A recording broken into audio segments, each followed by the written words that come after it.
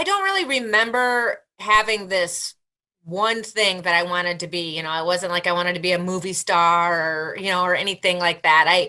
We moved around a lot. My mom remarried Jack Reagan when I was 6.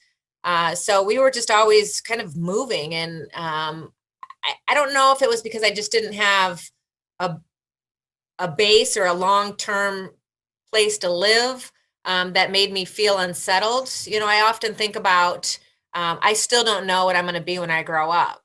As I grow older and as I, move different places or do different things, I want to be somebody different. I want to do something different. So I feel good that I've never locked myself into one position or profession because I'm not disappointed. And, still, this is not where I end. I'm not going to be a lifetime legislator, that's for sure. I don't know what the next step is. Looking at my background, I've been in insurance, I've been in real estate. I love the food and beverage industry. I always tell my husband someday I'm gonna own a little place, a little, quaint little bar. And he says, well, that'll be the day we get divorced. And I come from a long line of tavern owners with my parents and grandparents and aunts and uncles. And it's just, I just love people. So anything that I do now or I do later will be because of people. So I guess I'm in the people business, and I love to learn from them and their experiences. Well, we're all in the people business. I own an IT staffing company, and I really look at everything that I've done, playing in bands, doing all that. I mean, playing in bands is what took me out of Mount Carroll, Savannah, Clinton, Quad Cities, all that kind of stuff.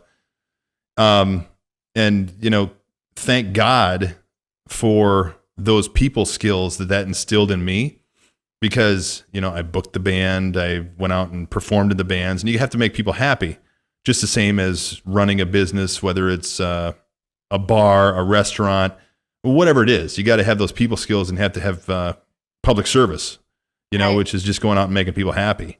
So no matter what it is you're doing, you got to be And doing. accept it when you don't make them happy. Well, yeah, exactly. And when you Yeah. don't make them happy, you have to accept it and try to make it right somehow, whether it's actually fixing the problem or not. Mostly in where you're at in politics. I mean, I can't wait to get into some of this stuff we're going to talk about, because I can't even imagine, in my business, if something gets screwed up, it's easy for us to take care of it and fix it. In your business, I mean, that's a whole different deal. When I was reading your questionnaire, it said that some idiot passed you up for promotions. Oh yeah. Yeah. So that's when I moved back to Savannah. Who, Actually, who, who was the person who passed you up for promotions? Let's get this person out there. yeah, no cancel culture here. I don't actually, it was at MetLife when I was in Freeport, and I was passed for promotion. And I thought, well, my mom always taught me to say something if you're unhappy.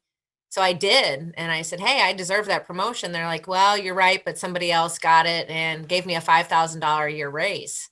So I'm like, well, that's cool. I can do that. And then the promotion came up again, like 6 months later for another part of the MetLife. And I didn't get it. I'm like, what in the world?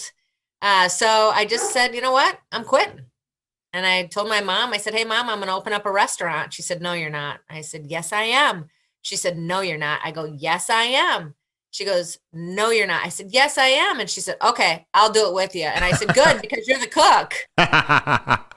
So that's when we started Cafe Blue, and then eventually the Blue Bed and Breakfast. And then it was really, then I'm self-employed, right? Everything I do is my own success or my own demise. And it'd be real hard for me to go back to the corporate world now.